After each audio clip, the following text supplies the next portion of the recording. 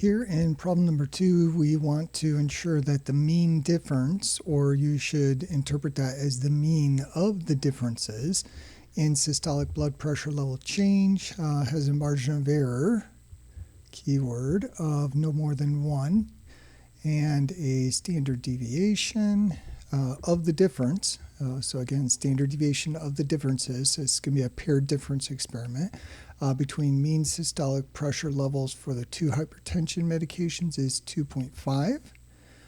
We are doing a 95% confidence desired, so that's going to be confidence interval. What is the number of individuals needed for the study? We'll be assuming that individuals will participate in a crossover trial, and that would make sense with the mean difference. And the study is expected to have attrition of 30%.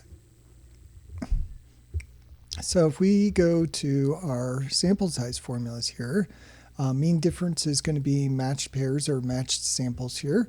So for confidence intervals, our sample size formula is Z sigma D over E quantity squared. So that's this formula here. So we need the standard deviation of the differences, and here standard deviation of the difference is 2.5, and then E is our margin of error, and we want our margin of error to be no more than 1. And then Z, we've got 95% confidence, so remember the cutoffs there are Z alpha over 2. So 95% confidence, our alpha is 0.05, and alpha over 2 is 0.025. So then our z-value that has 0.025 to the right, so if we look at a bell-shaped curve here, confidence interval is, in terms of finding critical values, is similar to a two-sided hypothesis test. We've got a critical value here, and it's negative here. 95% of the data is in the middle, and then we've got 0.025 on each end.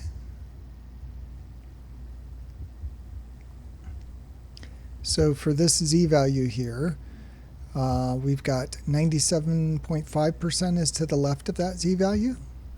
So we can go to the distribution calculator, and we want to enter our left area here as 0.975, which I've already done.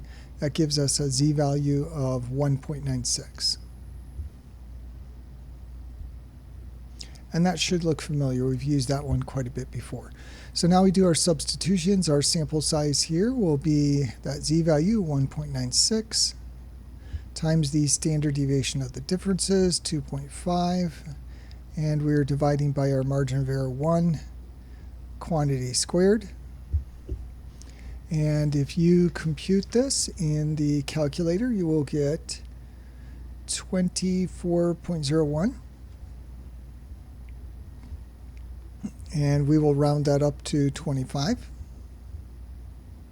And then we've got an attrition rate of 30% here, so that means 70% are retained.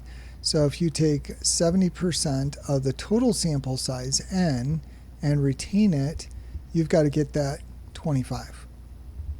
So to find n here, we divide both sides by 0.7. So your n is going to be 25 over 0.7.